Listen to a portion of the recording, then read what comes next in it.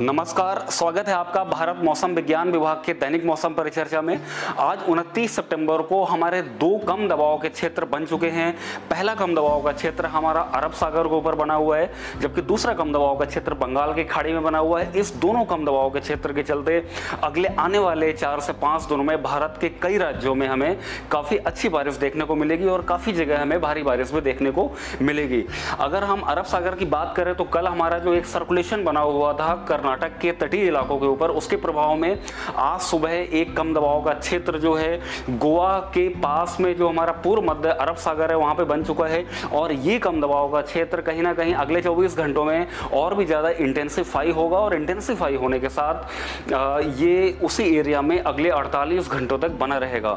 वहीं पे अगर हम बंगाल की खाड़ी की बात करें तो जो हमारा साइक्लोनिक सर्कुलेशन अंडमान सी के ऊपर बना हुआ था, उस साइक्लोनिक सर्कुलेशन के प्रभाव में आज सुबह एक कम दबाव का क्षेत्र उत्तर पूर्व बंगाल की खाड़ी में भी बन चुका है और ये कम दबाव का क्षेत्र भी अगले 24 घंटों में और ज़्यादा मजबूत होगा, यानी कि इंटेंसिफाई होगा। और उसी के साथ ये कम दबाव का क्षेत्र अगले 48 घंटों के दौरान हमारा जो पश्चिम बंगाल और उड़ीसा के तट की तरफ आगे बढ़ेगा। उसी के साथ हमारा एक सीयर रेखा भी है मिडिल ट्रोपोस्फेरिक लेवल्स में, जिसको कि हम देख सकते हैं। और वहीं पे एक तमिलनाडु के तट के पास भी एक सर्कुलेशन बना हुआ है। अगर हम इस सैटेलाइट पिक्चर्स में देखें तो जो हमारा अरब सागर के ऊपर जो कम दबाव का क्षेत्र बना हुआ है, उसके प्रभाव में मुख्य रूप से जो हमारा महाराष्ट्र है या कर्नाटक के क्षेत्र या केरल के क्षेत्र, वहाँ पे अगले 3 दिनों तक काफ़ी ज़्यादा अच्छी बारिश मिलने वाली है। साथ ही में भारी बारिश भी इन सभी क्षेत्रों में मिलेगी। जबकि जो दूसरा कम दबाव का क्षेत्र बंगाल की खाड़ी में बना है, वो कहीं ना कहीं हमारा उड़ीसा और बंगाल के तट की तरफ आगे की तरफ बढ़ रहा है, जिसके चलते हमारा जो पूर्वी भारत है, मुख्य रूप से उड़ीसा, छत्तीसगढ़ और पश्चिम बंगाल में उसका प्रभाव हमें आज से ही देखने को मिलेगा। जबकि हमारा बिहार और झारखंड जैसे इलाकों में इसका असर हमें कल से देखने को मिलना चालू हो जाएगा।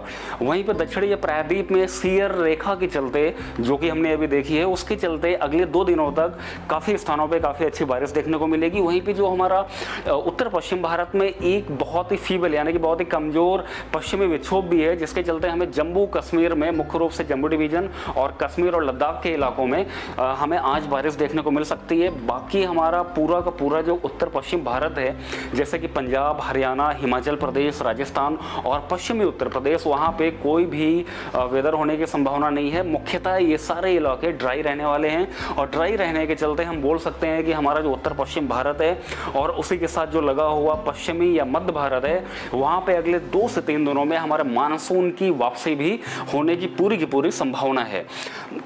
अगर हम पिछले 24 घंटे के ऑब्जर्व्ड वेदर की बात करें तो हमें छत्तीसगढ़ में, गोवा में मुख्य रूप से और केरल और उसी के साथ अंडमान निकोबार आइलैंड्स में भारी से अत्यधिक भारी बारिश देखने को मिली है। जबकि वहीं पे हमें त्रिपुरा में, तेलंगाना, रायलसीमा और कर्नाटक के आंतरिक हिस्से में भारी बारिश देखने को मिली है।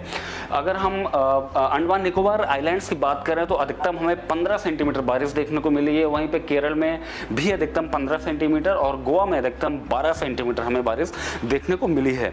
अगर हम अगले 5 दिनों के मौसम के चेतावनी की बात करें तो आज 29 सितंबर को मुख्य रूप से जो हमारा गोवा का इलाका है, उससे लगा हुआ जो महाराष्ट्र के ज़िले हैं, साथ ही जो हमारा कर्नाटक के तटीय क्षेत्र है और केरल है, जिसको हमने ऑरेंज कलर से दर्शाया, वहाँ पे भारी से अत्यधिक भारी बारिश होने की पूरी संभावना है।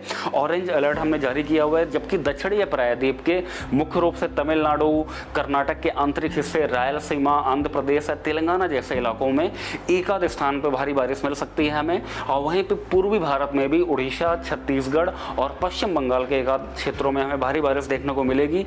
जबकि भारी हल्की से मध्यम स्तर की बारिश इन सभी क्षेत्रों में अनेक स्थानों पे हमें आज देखने को मिल सकती है। अंडमान निकोबार आइलैंड्स में भारी से अत्यधिक भारी बारिश के साथ साथ थंडर स्टॉर्म, लाइटनिंग एक्टिविटी और हवाओं की गति लगभग 40 से 50 किलोमीटर प्रति घंटे की हमें आज देखने को मिलेगी।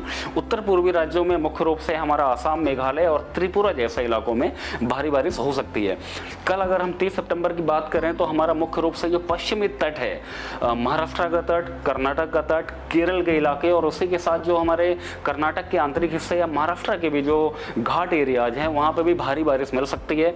पूर्वी भारत में कल हमें उड़ीसा, पश्चिम बंगाल में भारी से अत्यधिक भारी बारिश और जबकि झारखंड और छत्तीसगढ़ में भारी बारिश देखने को मिलेगी।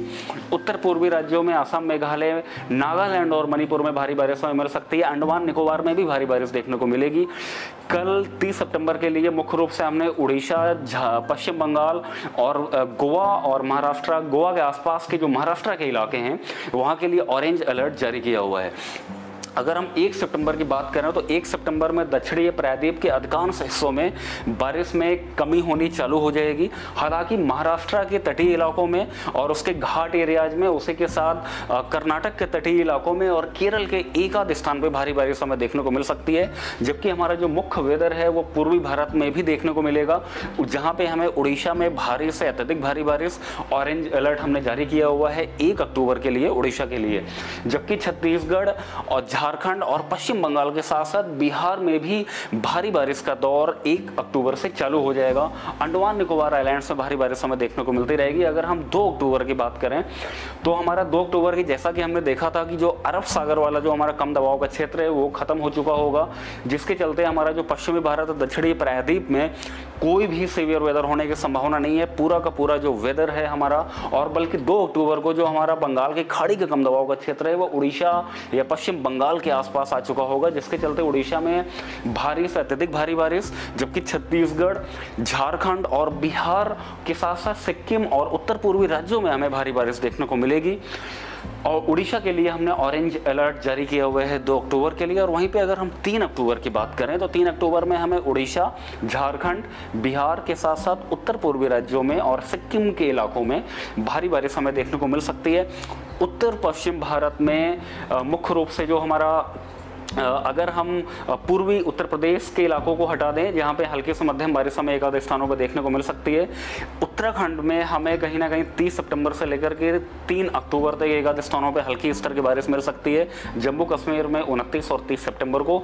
इसके अलावा बाकी सभी स्थानों में, जैसा कि हमारा राजस्थान हुआ, पंजाब, हरियाणा, दिल्ली, पश्चिमी उत्तर प्रदेश, हिमाचल प्रदेश, इन सारे इलाकों में मौसम मुख्यतः ड्राई रहेगा, यानी कि कोई भी बारिश होने की संभावना नहीं है। अगर हम मुख्य रूप से गोवा की बात करें तो वहाँ पे भारी से अत्यधिक भारी बारिश हमें अगले 2 दिनों तक देखने को मिलेगी और पिछले 24 घंटों में भी भारी से अधिक भारी बारिश दर्ज की गई है, जिसके चलते वहाँ पे कहीं ना कहीं निचले स्थानों में जल भराव की स्थिति पैदा हो सकती है। जल भराव की स्थिति होने के साथ साथ वहाँ पे ट्रैफिक वगैरह में जाम की स्थिति पैदा हो सकती है और वनरेबल स्ट्रक्चर्स में कोई नुकसान होने की संभावना बनी रहेगी। इसलिए हम आपको एडवाइस करते हैं कि अगले 2 दिनों तक मुख्य रूप से गोवा के इलाकों में मौसम संबंधित कोई भी अगर सरकारी दिशा निर्देश जारी किया गया है उसको आपको फॉलो करना है। और एक नज़र अगर हम फिशरमैन वार्निंग को देखें तो हमारा आज और कल मुख्य रूप से जो हमारा उत्तर पूर्व जो बंगाल की खाड़ी है, अंडमान जो सी है, उसी के साथ बंगाल की खाड़ी का जो दक्षिणी हिस्सा है जिसको हमने ग्रे कलर से दर्शाया है, वहाँ पे हमें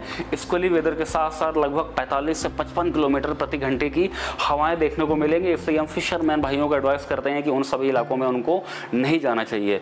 वहीं पर अगर हम 1 अक्टूबर की बात करें तो 1 अक्टूबर में हमारा बंगाल की खाड़ी के दक्षिणी हिस्से के साथ साथ, जिसको ग्रे कलर से दर्शाया है, बंगाल की खाड़ी का पूर्वी हिस्सा भी, उसी के साथ साथ जो हमारा मुख्य रूप से पश्चिम बंगाल या उड़ीसा के उत्तरी हिस्से के जो तटीय इलाके हैं, यानी कि जो उत्तर पश्चिम बंगाल की खाड़ी, पश्चिम बंगाल और उड़ीसा के तटीय इलाके हैं, वहाँ पे भी हमें स्क्वेली वेदर 45 से 55 किलोमीटर प्रति घंटे की हवाएं देखने को मिलेंगी। इसलिए हम एडवाइस करते हैं कि 2 अक्टूबर को, मुख्य रूप से 1 अक्टूबर और 2 अक्टूबर को हमारा पश्चिम बंगाल उड़ीसा के तट के आसपास हमारे मछुआरे भाइयों को नहीं जाना चाहिए। अगर हम अरब सागर की बात करें तो हमें मुख्य रूप से आज, कल और परसों तीनों ही दिन महाराष्ट्र के तटीय इलाकों में, गोवा के तटीय इलाकों के साथ साथ कर्नाटक के तटीय इलाकों और उससे लगा हुआ जो अरब सागर के इलाके हैं वहाँ पे स्क्वेली वेदर, हवाओं की गति लगभग 45 से 55 किलोमीटर प्रति घंटे अगले 3 दिनों तक देखने को मिल सकती है। इसलिए हम फिशरमैन्स को एडवाइस करते हैं कि इन सभी क्षेत्रों में उनको अगले 3 दिनों तक जाने से बचना चाहिए। मौसम की और अधिक जानकारी के लिए आप IMD की वेबसाइट पर विजिट कर सकते हैं। हमारे यूट्यूब चैनल, फेसबुक पेज और ट्विटर पर भी हमें फॉलो कर सकते हैं। धन्यवाद।